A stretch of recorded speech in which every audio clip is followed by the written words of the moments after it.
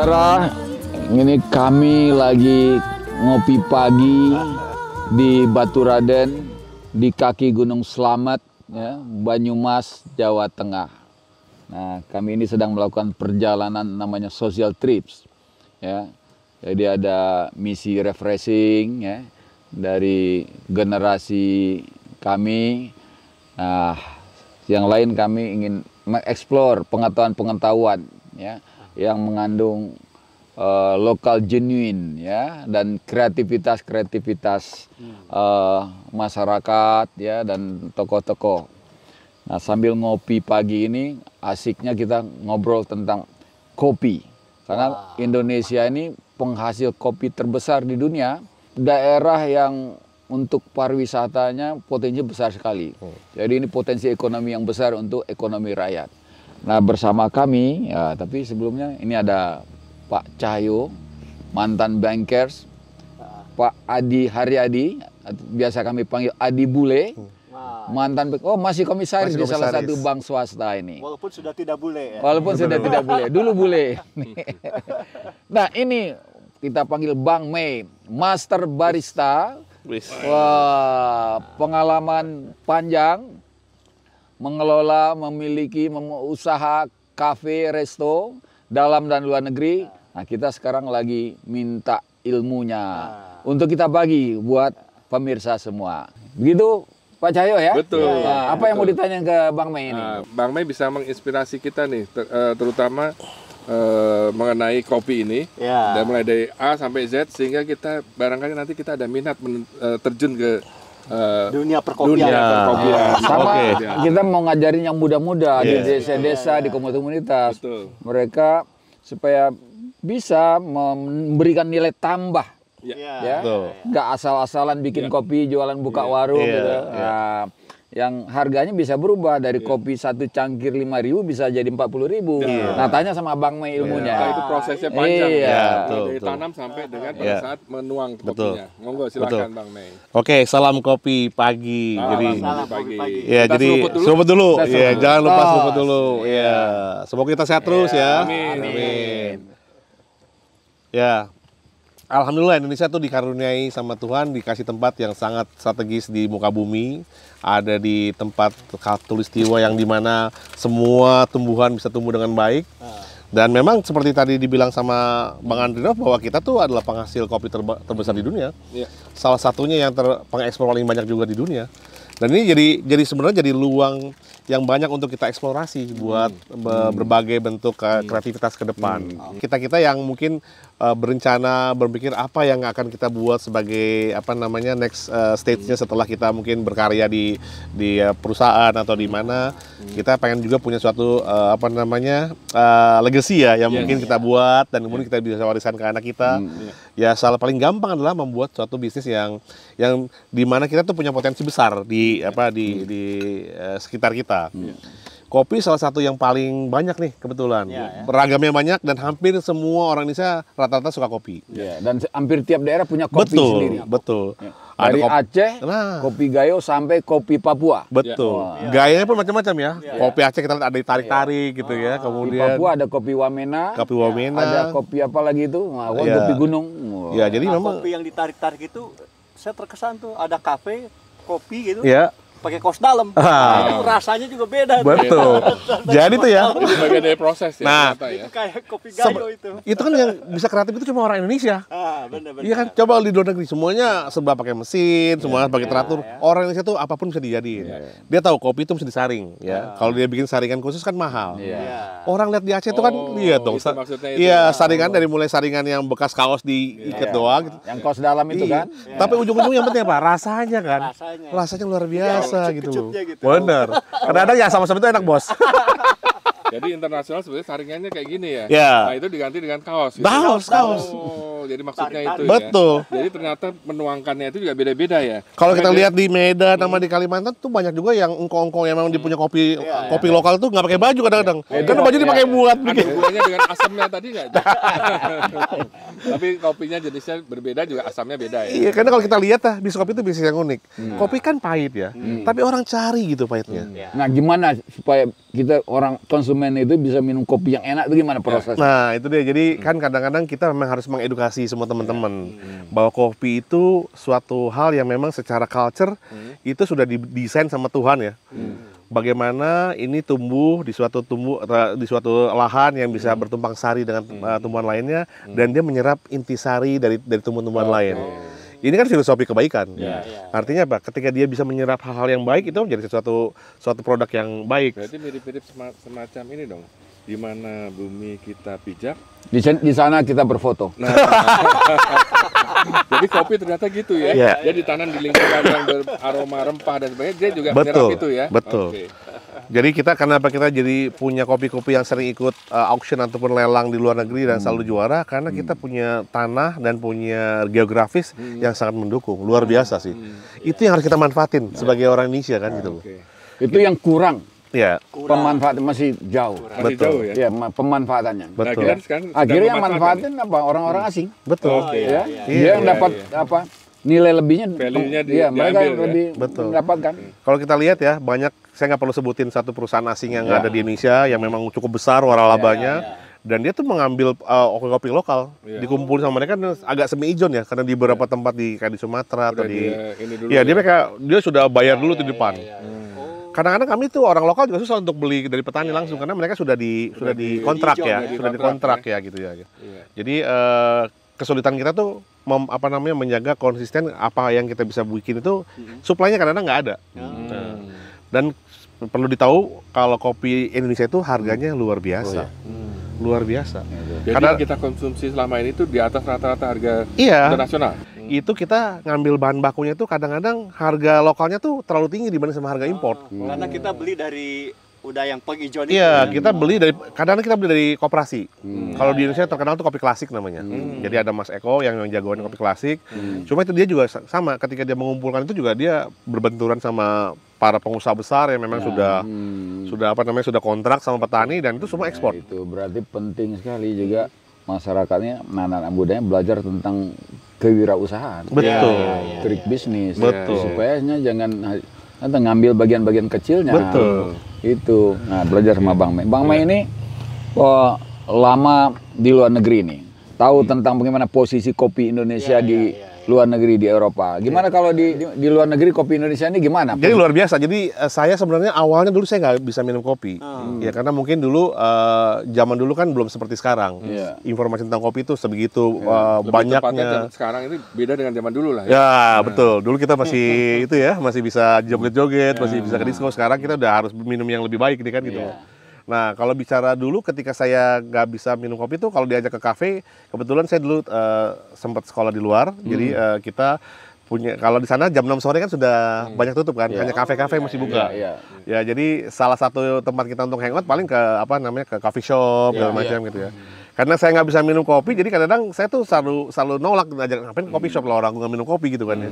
Kalaupun ikut paling hanya minum mungkin jus gitu ya atau apa. Sampai orang bilang, oh kamu mesti ikut ke kita karena kita coba minum kopi yang enak gitu kan. Jadi saya pergi ke coffee shop sama teman-teman nyobain lagi tuh tempatnya namanya latte. Nah, saya karena saya masih blind tentang kopi, nggak tahu tentang kopi, apa tuh latte gitu. Pokoknya kopi yang pakai susu katanya. Pokoknya kopi susu lah dibilang. Oke, kita coba. Saya udah pikir, saya kalau minum kopi susu di Indonesia biasanya tuh suka agak mules-mules beberapa waktu kemudian. Ada susunya ya. Ya, kemudian karena nggak biasa juga dan sebagainya. Tapi ketika itu saya minum malam itu, saya udah pikir, manggil sekian jam pasti agak mules nih. Oh, tapi nggak berasa sampai pagi. Sampai berikutnya kok saya tumben ya, kalau ini kopinya bisa nggak berasa. Besoknya diajak saya pergi lagi tuh, saya coba lagi. Sampai akhirnya saya tanya, kenapa sih kopinya enak? Oh, karena kopi yang kita jual di sini tuh kopi dengan diproses dengan benar. Oh, Ya. saya baru tahu karena sampai sekarang begitu. Iya. Nggak mau minum kopi susu yang Karena takut. karena selalu. Iya. Lambung ya. Iya, sebentar ke belakang. Iya, betul. Jadi karena kopinya kan selama ini mungkin kita, saya nggak bilang itu kopi saset atau apa, tapi kopi yang zaman dulu kan mungkin nggak seperti sekarang, pemrosesan dan sebagainya. Sekarang benar-benar dipilih. Jadi singkatnya prosesnya gimana yang baik? Nah, ya. Oke, jadi proses, kalau kita bicara kopi ya, ini sangat menarik sekali. Kopi itu 50% itu adalah proses yang harus dibagusin di faktor petaninya. Nah, ini Dari peran petani. peran petani berperan. 50%. 50%. 50%. Makanya kita perlu mengedukasi petani. Betul. Dan yang muda-muda bertani itu merupakan peluang yang sangat bagus. Iya. Jadi Ya, poin kalau- utamanya apa? 50% di dalam petani. Pertama bibitnya harus bagus. Oke. Kemudian lahannya mesti dirawat kan, Ya. dibersihkan, dikasih unsur-unsur haranya. Makanya mesti dijaga ekosistem tempat dia menanam. Meskipun dia bisa tumbang sari, tapi tetap harus dijaga. Kemudian juga perawatan-perawatannya dia kan harus tetap dilakuin, Ya. anti hama dan sebagainya. Jadi untuk beberapa saya lihat beberapa klaster kopi itu mereka sudah menggunakan ekosistem predator.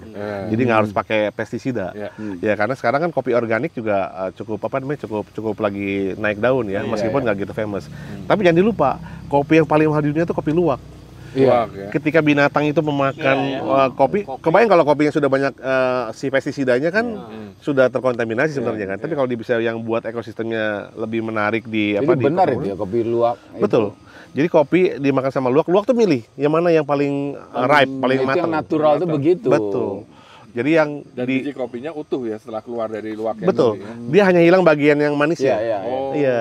Jadi kan kopi itu terdiri atas cherry di luarnya, dalamnya kan lebih ke biji keras itu kan. Iya, iya, Ya. iya. Itu yang difermentasi di perutnya si luwak kurang lebih antara 40 sampai 48 jam. Nanti ketika dia keluar di fesesnya bentuknya udah kayak ini Biji kayak kopi. tau manisan jagung gitu ya, kayak gitulah gitu. Popcorn, kayak popcorn. Iya, kayak popcorn kan besar dia kecil-kecil tapi agak lengket karena kan memang feses kan itu sebenarnya. iya. Kotorannya. Nah, sebentar Bang Mei. Iya. Berarti seorang barista itu harus paham mulai dari Ya. hulu ya. Jadi ketika barista yang memang peduli sama kualitas, dia akan mempertanyakan di mana itu kopi itu ditanam, jenisnya apa. Ya kita lihat nih, Contohnya seperti contoh nih kebetulan. Di depan saya ini ada kopi namanya Toraja Sapan. Itu adalah varietasnya dia. Jadi Toraja Sapan ini salah satu varietas unggul yang ada di Indonesia, tapi dia bisa ditanam di beberapa tempat. Ya salah Kalau satunya di mana? ya ini ditanamnya kebetulan ada di sekitar gunung Sindoro. Oh, Ya. Wonosobo. Ya, Wonosobo dan sebagian Magelang ya. Jadi kalau kita tahu Wonosobo itu daerah pegunungan yang memang banyak sayuran, buah-buahan dan juga banyak ada tembakau beberapa tempat ya. Jadi ini tuh dia punya karakter pasti ada rasa karena ada banyak buah-buahan pasti ada rasa manis. Ada rasa manis. Jadi mempengaruhi ya? Mempengaruhi rasa. Dan ini ketika dia petaninya baik mengatur lahannya dan proses tumbuhnya baik, itu udah 50% kopinya udah bagus. Itu udah sharing 50%. 50% terhadap kualitas kopi ke depan tuh udah 50% udah Jadi bagus. kerjasama antara barista itu sendiri dengan petani itu penting. Penting. Kunci. Penting. Kunci. Jadi Penting. artinya asal dari mana kopi itu harus diketahui Tahu. kita ya. Jadi sama juga ketika kita melihara binatang, kita mesti tahu tuh siapa indukannya. Ada F1, F2, F3-nya sama. Kopi juga sama. Kita harus tahu mana setiap kopi itu punya spesifikasi kan. Iya. Dia ditanam di sekian, pasti punya rasa ini, rasa ini, rasa Ibaratnya ini. bibit bobot bebetnya tahu. Betul. Iya, betul. jangan sembarangan asal bikin warung kopi. Iya. Pelajari dari hulu sampai ke hilir kalau mau jual kopi mahal dan enak. Iya, Pak betul. Dono, tadi kan 50% udah dikasih tahu nih kopi. Iya. Sisanya seperti apa? Supaya taste-nya seperti ini tadi yang kita rasakan kan. Nah, yang istilahnya, 50%-nya lagi. Iya. Soft ini rasanya. Betul. nih. Nah, sisanya itu pembagian dari mulai prosesnya dia sampai ke barista. Ya, jadi memang kopi ini adil sekali dia. Petani punya bagian sendiri, prosesnya juga punya bagian sendiri sampai ke baristanya punya. Jadi sampai ke cangkir di depan kita tuh punya proses yang panjang. Betul. Dan ceritanya juga banyak gitu. Iya. Ada juga cerita masa lalu kadang-kadang. Oh iya, saya ingat ada seorang ahli kopi yang alami juga di Gunung Malabar. Jadi dia bilang gini, dalam secangkir kopi terdapat jiwa seorang barista. Oh. Pernah dengar nggak? Bang? Betul. Iya, saya sering. Karena memang melekat Memang dari prosesnya kan tadi. jiwa ya. Kita naruh sesuatu Iya, ke iya. kopi kita tuh. Jadi saya tambah cerita dikit. Jadi saya pernah dia ceritakan ini tentang baristanya dia kan. Disuguhin tamu tapi dia minum dulu nih oleh si ini yang ahli ini. Terus dia, kamu lagi ada masalah ya katanya.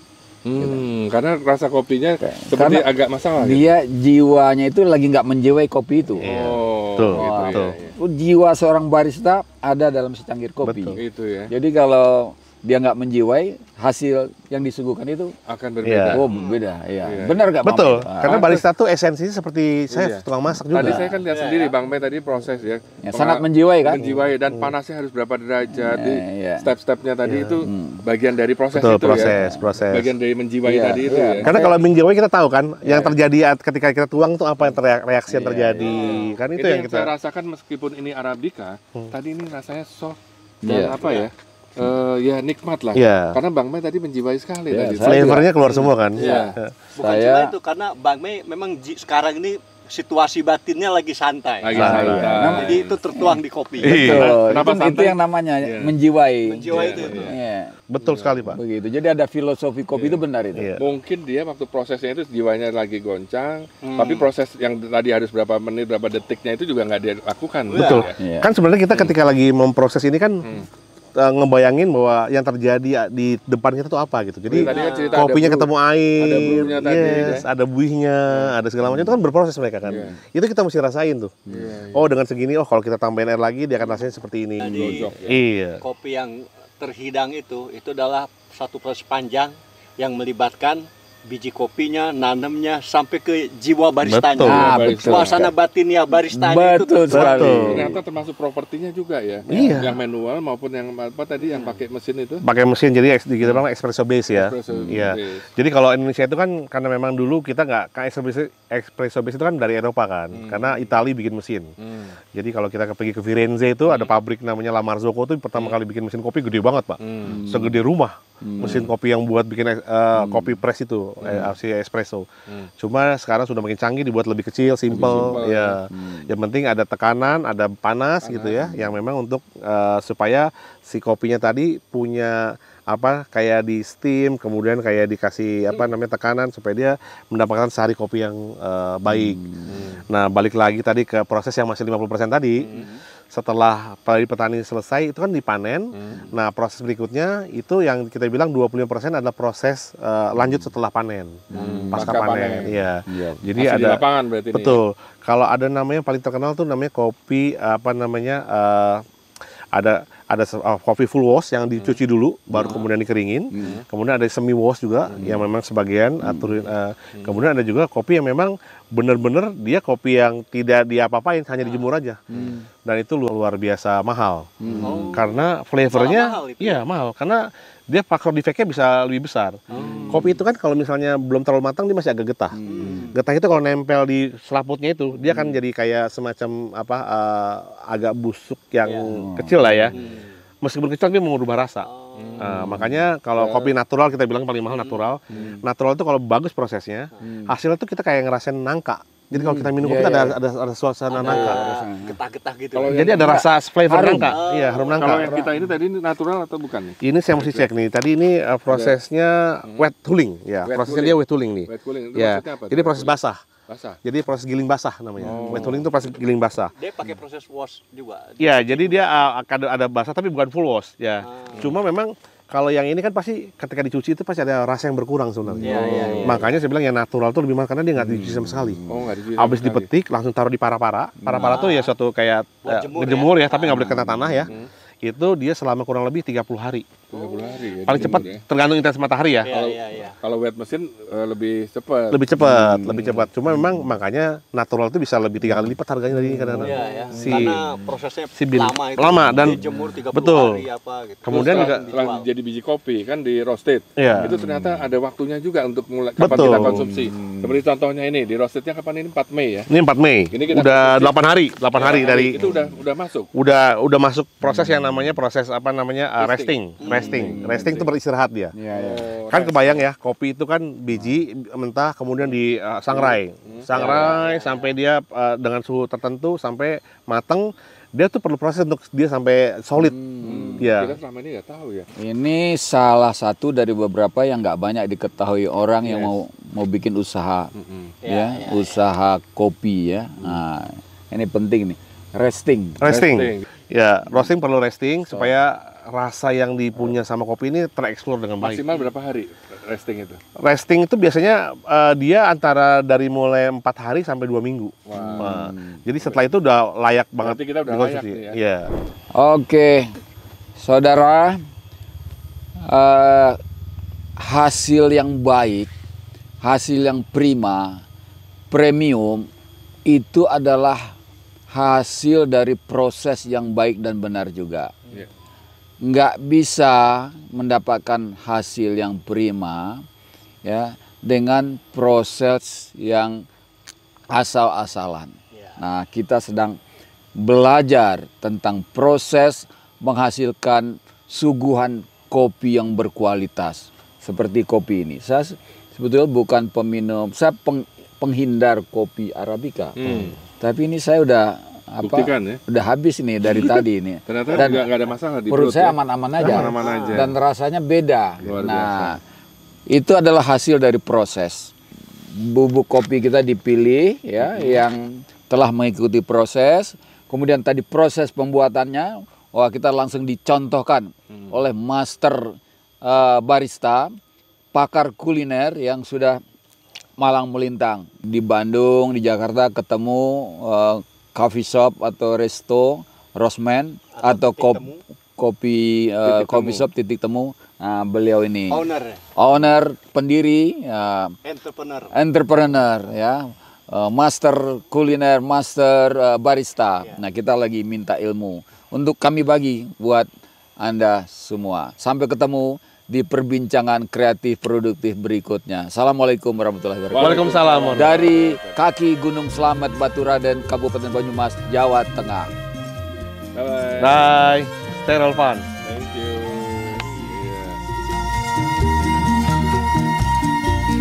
Di tepinya sungai Serayu, waktu fajar